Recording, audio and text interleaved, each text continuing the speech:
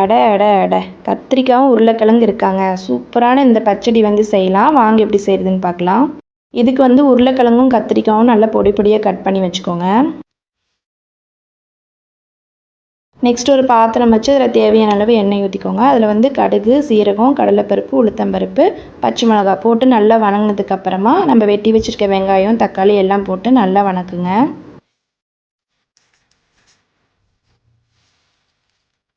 இது கூடவே உப்பு, மஞ்சத்தூள் போட்டு நல்லா கலந்து கொஞ்சம் வணங்குற வரைக்கும் வெயிட் பண்ணிக்கலாம்.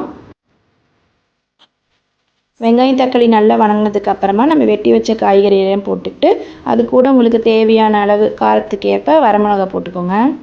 இன்னும் சப்ஸ்கிரைப் பண்ணலைன்னா சப்ஸ்கிரைப் பண்ணிடுங்க.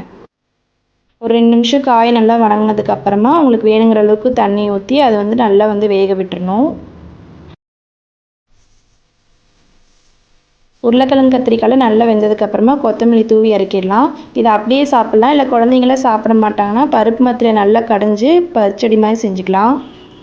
அப்புறம் என்னங்க, சுட சுட சாதம் போட்டு குழம்பு ஊற்றி சாப்பிட்டு பாருங்கள். டேஸ்ட் சும்மா வேறு லெவலில் இருக்கும்.